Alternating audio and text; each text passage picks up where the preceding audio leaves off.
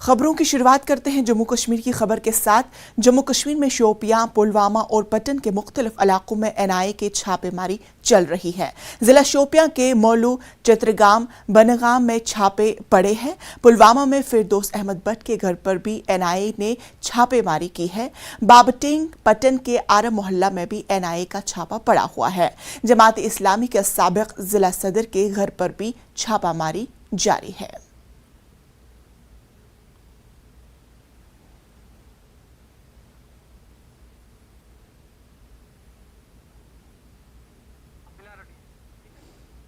हमारे साथ हमारे नुमाइंदे पुलवामा से जुड़े हुए हैं बिलाल खान। बिलाल खान, किन किन इलाकों में एनआईए की जानिब से छापेमारी कार्रवाई की गई है? जनूबी कश्मीर के पुलवामा और शोपियान में मुख्तलिफ मुकामात पर इस वक्त ये जो छापेमारी सुबह शुरू हुई है, तो इनमें ज्यादातर जो है जमात इस्लामी के जो कारकुन है, इनमें एक्स जो जमात इस्लामी के जिला सदर है, उनके अलावा कई जो इनके कारकुनान है उनके घरों पे छापे मारे गए हैं।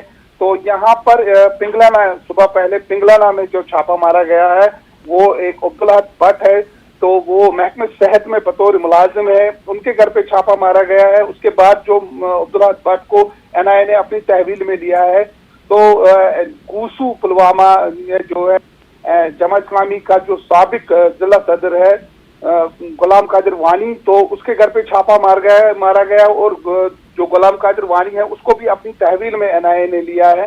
तो तीसरा छापा है जो मारा गया वो न्यायना पुलवामा, जो फिरदौस अहमद है, जो कि पहले ही मिलिटेंसी की वारदात में पुलवामा पुलिस की तहवील में है, उसके घर पे भी छापा मारा गया है।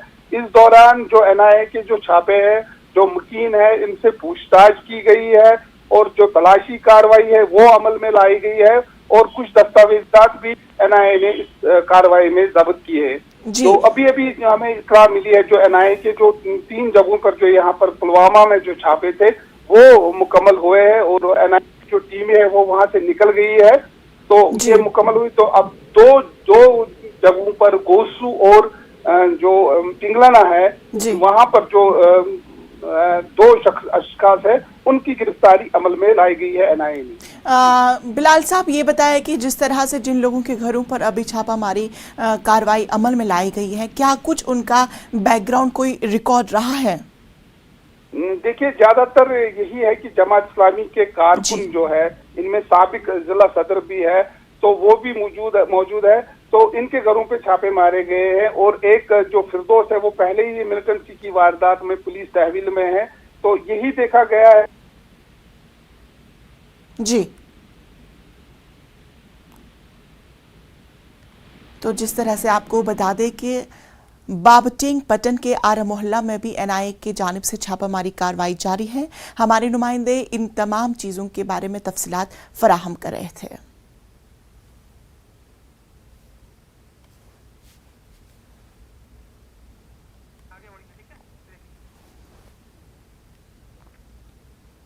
इस वक्त की अहम खबर आपको बता दें कि ऑपरेशन गंगा के तहत 9 बांग्लादेश शहरियों का यूक्रेन से इनखला। बांग्लादेश की वजीर आजम ने वजीर आजम मोदी का शुक्रिया किया अदा। बांग्लादेश शहरियों के यूक्रेन से इनखला पर शुक्रिया अदा किया गया। हिंदुस्तान ने नेपाल और दीगर के तलबा के इनखला पे भी मदद की अपील की है। आपको बता दें कि ऑपरेशन गंगा के तहत मुख्तलिफ ममालिक के तलबा को रेस्क्यू किया जा रहा है और अब बांग्लादेश के कुछ शहरियों को यूक्रेन से इनखला किया गया है, जिसके बाद बांग्लादेश की वजीर आजम ने नरेंद्र मोदी के इस अमल पर शुक्रिया अदा किया है। अब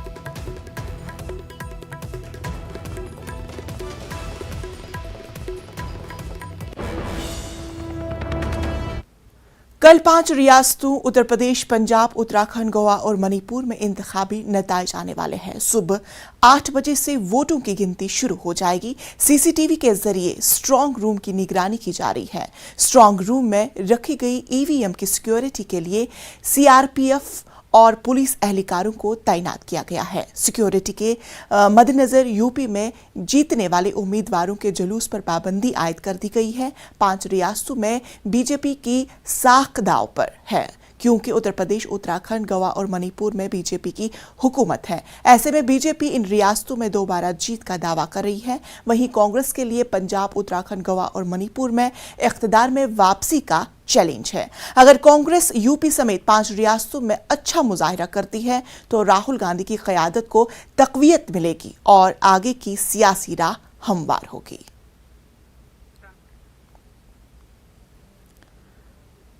उत्तर प्रदेश असेंबली इंतखाबात के नताइज यानी कल 10 मार्च को आने वाले हैं। इधर रियासत में ईवीएम को लेकर फिर से सियासत शुरू हो गई है। समाजवादी पार्टी के सदर अखिलेश यादव और सपा के सरबराह ओम प्रकाश राजभर के वाराणसी में ईवीएम से भरी गाड़ी पकड़े जाने के दावे के बाद सियासी पारा चढ़ गया है।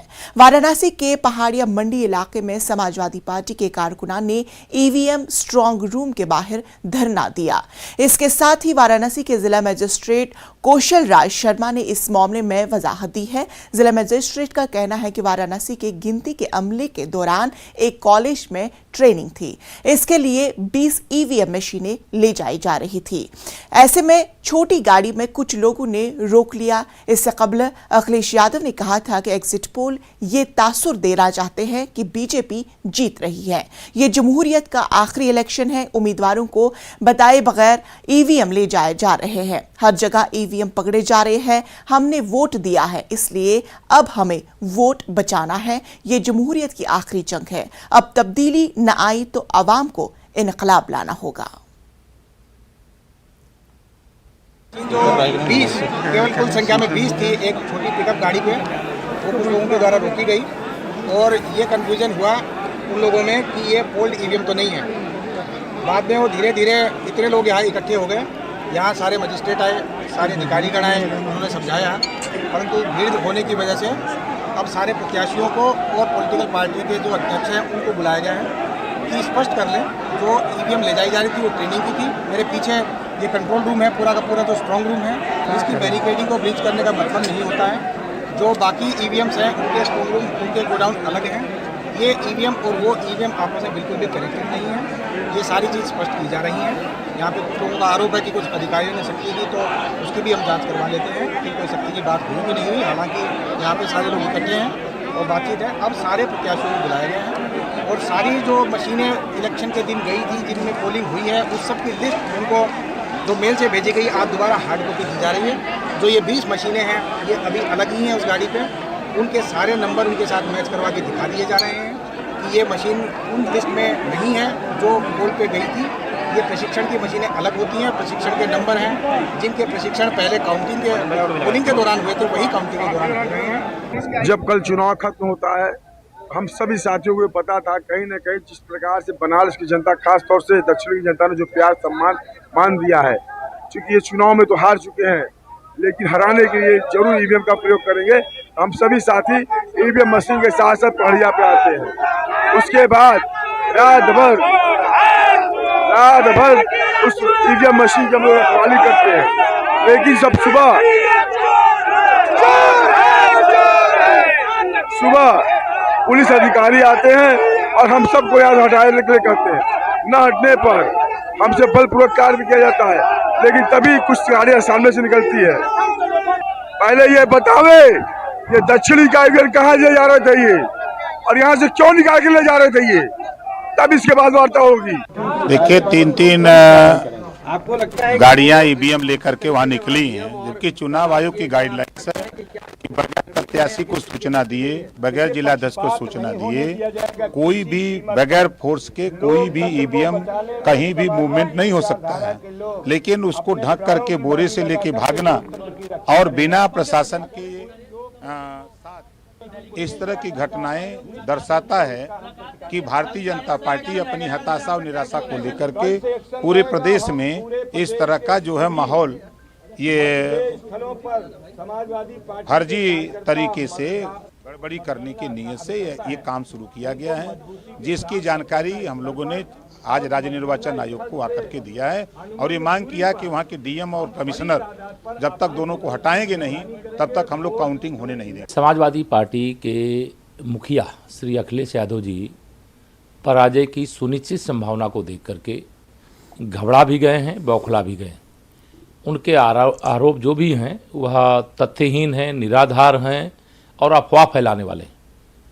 निश्चित तौर से 7 चरण के चुनाव संपन्न हुए 7 तारीख को, और उसके बाद 6 चरण के जो पीछे के चुनाव संपन्न हुए उस समय श्री अखिलेश यादव जी ने ऐसा कोई आरोप नहीं लगाया।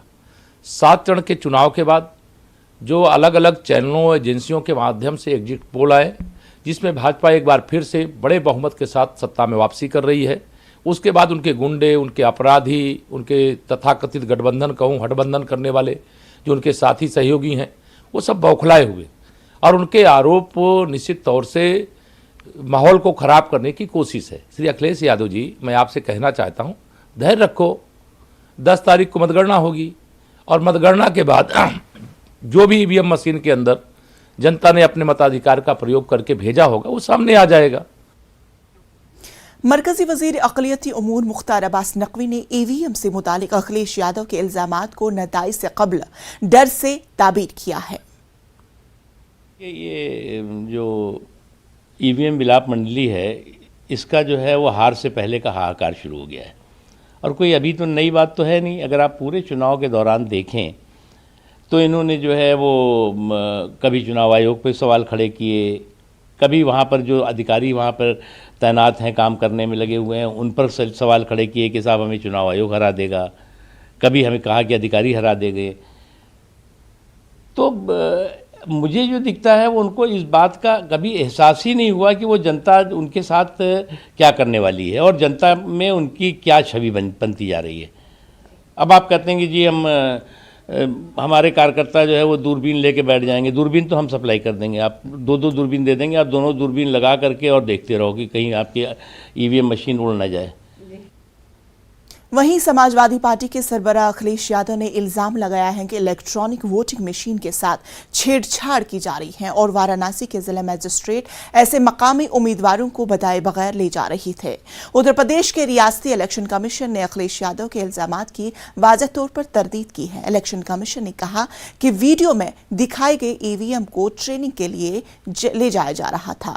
समाजवादी पार्टी के सरबराह अखिलेश यादव के इल्जामात का जवाब देते हुए चीफ इलेक्टोरल ऑफिसर ने एक बयान में कहा है कि कुछ सियासी जमातों के जरिए हमारे नोटिस में लाया गया है कि वाराणसी जिले में एक गाड़ी में कुछ ईवीएम ले जा रहे थे। जांच के बाद पता चला है कि ईवीएम ट्रेनिंग के मकसद से लिए जा रहे थे। मंगल की शाम 5 बजे बहेड़ी म्युनिसिपल कॉर्पोरेशन के कचरे के ट्रक से बैलेट पेपर से भरे 3 बक्से मिले हैं जिन्हें सील नहीं किया गया था। गाड़ी को देखकर समाजवादी पार्टी के कारकुनान ने हंगामा खड़ा कर दिया था और मौके पर ही गाड़ी को रोक दिया। समाजवादी पार्टी के कारकुनान ने काउंटिंग सेंटर के गेट पर हंगामा किया और नारेबाजी की। एसपी कारकुनान और उम्मीदवारों ने काउंटिंग सेंटर को घेर लिया और कहा कि जब तक कसूरवारों के खिलाफ कार्रवाई नहीं होती हम अपने घरों को वापस नहीं जाएंगे। बरेली के डीएम ने इस पूरे मामले पर जांच की यकीन दहानी कराई है। समाजवादी पार्टी ने इस पूरे मामले की इलेक्शन कमीशन से शिकायत भी की। बरेली के सीबीगंज में काउंटिंग सेंटर पर पुलिस की भारी नफरी तैनात कर दी गई है। पुलिस और कई थानों के आला अफसरान मौके पर मौजूद है। देखिए ऐसा था, वो गलती कर दी आरओ ने, थोड़ी मिस्टेक कि भरमबस जो है वो कुछ इलेक्शन से संबंधित स्टेशनरी और खाली बाक्स ला रही थी। अब वो कूड़े की गाड़ी में थी, इसलिए लोगों ने आपत्ति की। आपने देखा है, लोग आए, सब संतुष्ट हो गए, देख लिए, सभी ने स्ट्रांग रूम देख लिया, किसी प्रकार की कोई परेशानी नहीं है और सारी ईवीएम हमारी सुरक्षित है। इस बात पर कन्विंस होकर के लोग गए हैं। कार्रवाई की बात कर रहे हैं कि कार्रवाई हम इसकी जांच करेंगे, कोई जिम्मेदार होगा तो कार्रवाई जरूर होगी। कूड़े की गाड़ी में जो है सादे बैलेट पेपर जो है सब इसमें पाए गए और जबकि इसमें सील भी नहीं थी और इसको आने का कोई औचित्य नहीं था, क्योंकि जब इलेक्शन हो गया है तो इनको जो डीएम का जो स्ट्रांग रूम है कलेक्ट्रेट में, उसको वहाँ पर होना चाहिए था माल। लेकिन अब दोनों एसडीएम, दोनों आरओ जो हैं, चाहे वो एसडीएम बहेड़ी, एसडीएम आरओ और एसडीएम बहेड़ी और अवला, ये लोग ये कह रहे हैं गलती हो गई हमारी, अब हम पूरी ये गाड़ी यहाँ से ले जा रहे हैं। आपके सामने जितने भी बक्से हैं सब सील पैक करके वापस हम कलेक्ट्रेट में रखवा देते हैं। और तो मैंने कहा इसका फिर निचोड़ क्या कि आपने ही करा, तो मैंने कहा कि मैंने चुनाव आयोग से बात भी कर ली है, अब आपने उनसे बात करी, बहुत लेट हो गए। चुनाव आयोग को मैंने बात भी कर ली है, उस पर खिलाफ आपके खिलाफ जो एक्शन भी होगा। और मैं भी चाहता हूँ कि जो यहाँ पर इसमें संदिग्ध हैं, जिसकी भूमिका संदिग्ध है, क्योंकि इसमें ट्रांसपेरेंसी कहीं नहीं है, पारदर्शिता कहीं नहीं है, तो मैंने भी चुनाव आयोग से ये कहा है कि इनके खिलाफ सख्त से सख्त कार्रवाई।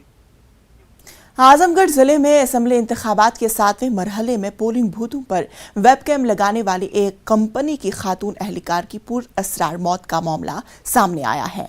खातून एहलकार की लाश एक होटल के कमरे से मिली है। समाजवादी पार्टी ने ट्वीट करते हुए इस पूरे मामले को बड़ी साजिश करार दिया है। समाजवादी पार्टी ने इस पूरे मामले की जांच का मुतालबा किया। वहीं महलूक की बहन का कहना है कि जब उनकी मुलाकात आखिरी बार उनकी बहन से हुई थी तो वो काफी खुश थी। जो भी हुआ है सबके सामने, ठीक है, किसी को हमें नहीं पता क्या हुआ है। 12:30-1 बजे तक वो अपने रूम में मैंने छोड़ी है, अच्छे से थी, सब कुछ ठीक था। मेरे को लगा सुबह फील्ड में गई होगी, मैं लेट सो के उठी हूँ। मैंने फ़ोन किया तो उसने नहीं उठाया। फिर मेरे को लगा शायद रूम में आके सो गई होगी, बेल बजाई, नहीं खोला। मैंने बोला भैया एक बार देखो तो सही, शायद वो रूम में तो नहीं है। इन्होंने खोला तो सब इनके सामने था, इससे ज़्यादा मुझे नहीं पता। अच्छा मैम, कोई विवाद हुआ किसी से नहीं था। वो डिप्रेशन में रहती है, दवाइयाँ खाती थी। क्या काम करते थे? क्या काम करते थे? हम लोग जो ये वेबकास्टिंग हो रहा है वो कर रहे हैं। क्या लगती थी आप? मेरी सिस्टर है। पंजाब के साबिक नायब वजीर आला सुखबीर सिंह बादल ने एग्जिट पोल्स के ताल्लुक से अपना बयान जारी किया है। उन्होंने कहा है कि मेरे ख्याल में कोई भी पंजाबी एग्जिट पोल्स पर यकीन नहीं रखता। उन्होंने कहा है कि ओपिनियन पोल्स और एग्जिट पोल्स पर पाबंदी लगाई जानी चाहिए। ਜਿਹੜੇ ਐਗਜ਼ਿਟ ਪੋਲ ਹੈ ਮੈਨੂੰ ਲੱਗਦਾ ਕਿਸੇ ਵੀ ਪੰਜਾਬੀ ਨੂੰ ਪੁੱਛ ਲਓ, ਕਿਸੇ ਨੂੰ ਯਕੀਨ ਨਹੀਂ ਹੈ। ਪਿਛਲੀ ਵਾਰ ਵੀ ਆਮ ਆਦਮੀ ਨੂੰ 100 ਦਿੰਦੇ ਸੀ, 20 ਆਈਆਂ। ਸੋ ਇਸ ਕਰਕੇ ਆ ਜਿਹੜੇ ਐਗਜ਼ਿਟ ਪੋਲ ਹੈ, ਤੁਸੀਂ ਹੁਣੀ ਮਮਤਾ ਬੈਨਰਜੀ ਦਾ ਇਲੈਕਸ਼ਨ ਹੋਇਆ ਸੀ, ਮੈਨੂੰ ਲੱਗਦਾ ਉਹਨੂੰ 100 ਵੀ ਸੀਟਾਂ ਨਹੀਂ ਦਿੰਦੇ ਸੀ, ਆਈਆਂ 200 ਸੀ। ਆਪਣੇ ਬੀਜੇਪੀ ਨੂੰ ਮੈਜੋਰਟੀ ਦਿੰਦੇ ਸੀ, ਉਹਨਾਂ ਦੀ 60 ਗਈਆਂ। ਸੋ ਉਹ ਜਿਹੜਾ ਸਿਸਟਮ ਐਗਜ਼ਿਟ ਪੋਲ ਦਾ ਆ ਮੈਨੂੰ ਲੱਗਦਾ ਬੈਨ ਹੋਣਾ ਚਾਹੀਦਾ। ਇੱਕ ਤਾਂ ਐਗਜ਼ਿਟ ਪੋਲ ਬੈਨ ਹੋਣੇ ਚਾਹੀਦੇ, ਇੱਕ ਇਹਨਾਂ ਦੇ ਜਿਹੜੇ ਪਹਿਲੇ ਪੋਲ ਹੁੰਦੇ ਆ ਓਪੀਨੀਅਨ पोल, क्योंकि इलेक्शन कमीशन हर चीज मॉनिटर कर रहा है कि किसी वोटर ने इन्फ्लुएंस न। इसी के साथ वक्त हुआ छोटे से वक्फे का। बने रही न्यूज़ 18 उर्दू के साथ।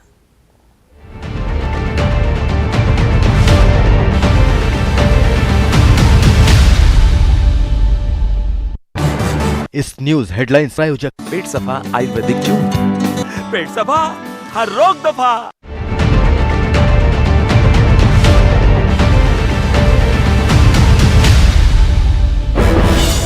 शुरुआत करते हैं मुंबई की बड़ी खबर के साथ। अपोजिशन लीडरों को मुबैना तौर पर फंसाने का मामला सामने आया है। देवेंद्र फडणवीस ने पेन ड्राइव किया असेंबली स्पीकर के हवाले। अघाड़ी हुकूमत के खिलाफ पेन ड्राइव में सबूत होने का किया दावा। दिलीप वालसे पाटिल अपोजिशन के इल्जाम का असेंबली में देंगे जवाब। आपको ये खबर मुंबई से बता रहे हैं, जहां पर अपोजिशन लीडरों को मुबैना तौर पर फंसाने का मामला सामने आया है। देवेंद्र फडणवीस ने पेन ड्राइव किया असेंबली स्पीकर के हवाले। अघाड़ी हुकूमत के खिलाफ पेन ड्राइव में सबूत होने का दावा किया जा रहा है। दिलीप वालसे पाटिल अपोजिशन के इल्जाम का असेंबली में जवाब देंगे।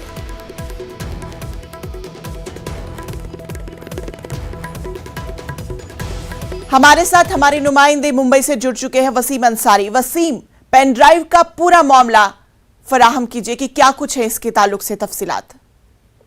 देखिए, जिस तरह से विधानसभा के अंदर बाकायदा देवेंद्र फडणवीस ने इस बात का उल्लेख किया कि उनके पास एक ऐसा सबूत है और जहां तक विपक्ष को दबाने की कोशिश की जा रही है, कोशिश की गई। लगता है हमारा राब्ता हमारे नुमाइंदे से कट गया है, लेकिन फिर भी हम कोशिश करेंगे कि उनसे हम पूरी तफसीलात हासिल करें और इस वक्त की बड़ी खबर से आपको आगाह करा दें कि अपोजिशन लीडरों को मुबैना तौर पर फंसाने का मामला सामने आया है। देवेंद्र फडणवीस ने पेन ड्राइव असेंबली स्पीकर के हवाले कर दिया है।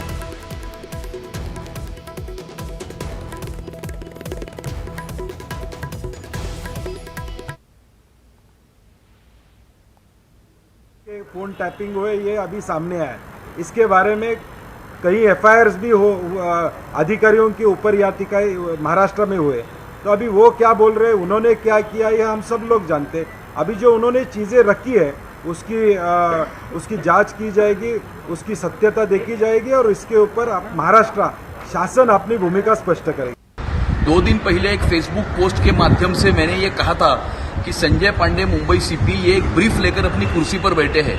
कल शाम को महाराष्ट्र की विधानसभा में नेता प्रतिपक्ष श्री देवेंद्र फडणवीस जी ने जिस प्रकार का एक्सपोजे किया है उसमें ये बात साबित हुई है कि पब्लिक प्रोसिक्यूटर चौहान ये बोल रहे हैं कि संजय पांडे ये एफआईआर करेंगे, उनको इसी बोली के ऊपर कुर्सी पे बिठाया है और इसीलिए एक कॉम्प्रोमाइज्ड मीन्स पुलिस कमिश्नर ये मुंबई शहर में होना और मुंबई शहर की पुलिस का प्रमुख होना ये मुंबई शहर के दृष्टिकोण से बहुत ही खतरनाक चीज है। और इसीलिए महाराष्ट्र के मुख्यमंत्री और महाराष्ट्र के गृह मंत्री जी को मैं विनती करता हूं कि छत्रपति शिवाजी महाराज के महाराष्ट्र में थोड़ी भी अगर लोकशाही बची होगी, थोड़ा भी अगर न्याय बचा होगा तो तुरंत संजय पांडे को घर भेजने का काम वो करे, अन्यथा महाराष्ट्र और मुंबई की जनता आपको घर बिठाने में कम नहीं करेगी। हम फिर से अपने नुमाइंदे वसीम अंसारी से बात करने की कोशिश करेंगे। वसीम अंसारी, मामला यह है कि अब अपोजिशन को फंसाने की कोशिश की जा रही है, क्या कुछ है पूरा मामला?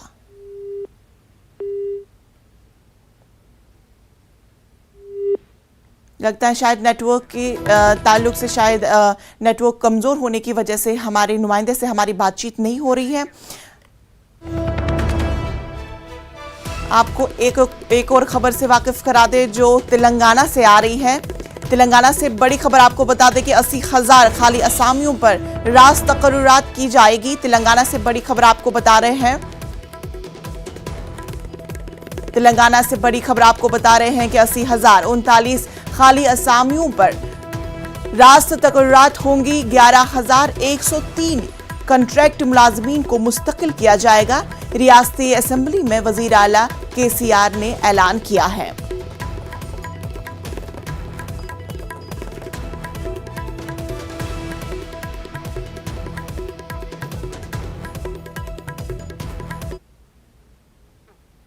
रूस और यूक्रेन के दरमियान जारी जंग के दौरान यूक्रेन में फंसी पाकिस्तानी तलबा को हिंदुस्तान ने रेस्क्यू किया है। पाकिस्तान की अस्मा शफीक ने एक वीडियो पैगाम में हिंदुस्तान और वजीर आजम नरेंद्र मोदी का शुक्रिया अदा किया और मजीद तलबा को निकालने की उम्मीद भी जाहिर की है। वाज़ेह है कि हिंदुस्तान ने यूक्रेन से अपने तलबा को निकालने की मुहिम को ऑपरेशन गंगा का नाम दिया और इसके तहत गुज़श्ता एक हफ्ते से दर्जनों परवाजों से यूक्रेन में फंसे हिंदुस्तानियों समेत पड़ोसी ममालिक के लोगों को लाया जा रहा है। Hello. My name is Asma Shafiq and I'm from Pakistan. And I'm really thankful to the embassy of Indian Embassy of Kyiv for supporting us all the way here, as we were stuck in very difficult situations. And also thanking the Prime Minister of India, and thank you so much for supporting us, and hope we get home safely because of the Indian Embassy. खबरों में फिलहाल इतना ही, मुझे दीजिए इजाजत। आदाब।